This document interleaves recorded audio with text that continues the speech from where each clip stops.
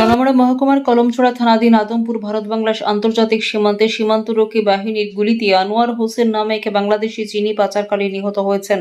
রবিবার সকাল ৮টায় কুমিল্লা জেলার বুড়িচং উপজেলার বাক্সিমুল ইউনিয়নের জামতলা এলাকার ভারতীয় সীমান্তে এই ঘটনা ঘটে। নিহত আনোয়ার হোসেন বাক্সিমুল ইউনিয়নের মিরপুর গ্রামের মরহুম চারু মিয়ার ছেলে। সূত্রের খবর, বাংলাদেশি স্থানীয় ইউনিয়ন পরিষদের সদস্য আব্দুল কাশেম জানান, জামতলা সীমান্তে বিএসএফ এর গুলিতে আনোয়ার হোসেন নিহত হয়েছেন। নিহতের লাশ কাটাতার সংলগ্ন এলাকায় রয়েছে। স্থানীয়রা জানান, ভারত বাংলাদেশ সীমান্তে জামতলা এলাকার চিনি পাচারকালে একজনকে গুলি করেছে বিএসএফ। গুলিবিদ্ধ লাশ এখনও বর্ডারে পড়ে আছে। আরও জানা যায় যে ২রা জুন ২০২৪ তারিখে জামতলা কালীকৃষ্ণনগর পাঁচচেংলং পিলার সীমান্তে চিনি পাচারকারী একটি দল বিএসএফ এর একজন সদস্যকে মারধর করে রাইফেল ওয়্যারলেস সেট নিয়ে যায়। পরে স্থানীয় ইউপি সদস্য কাশেম মেম্বারের কাছে রাইফেল এবং ওয়্যারলেস সেট ফেরত দিলে বিজিবির কাছে তা হস্তান্তর করে। ওই দিন সন্ধ্যায় বিজিবি এবং বিএসএফ এর একটি মিটিংয়ে তা ফিরিয়ে দেন এবং উক্ত বিষয়টির সমাধান হয়েছিল। কিন্তু এই ঘটনার রেশ কাটেনি, সীমান্তের পরিস্থিতি থমথমে ছিল।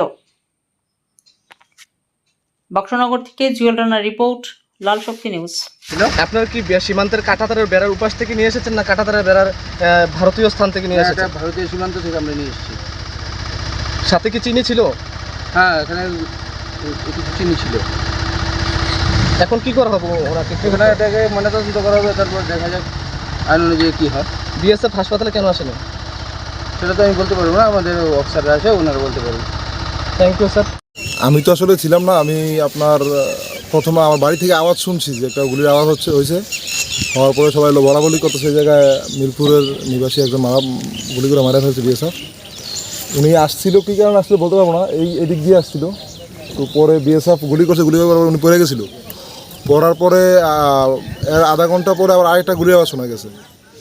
আমার মনে হয় যে প্রথম গুলিতে উনি মারা যায় নাই, পরে ওনারা নিয়ে যায়, ওনার থেকে সমস্ত তথ্য, ওনার বাড়ি কোথায় কী আসে বিষয় সব তথ্য নেওয়ার পরে গুলি দিয়ে ওনারা মারছে। আমার মনে হইতেছে, আমি তো জানি না সঠিক কী হয়েছে।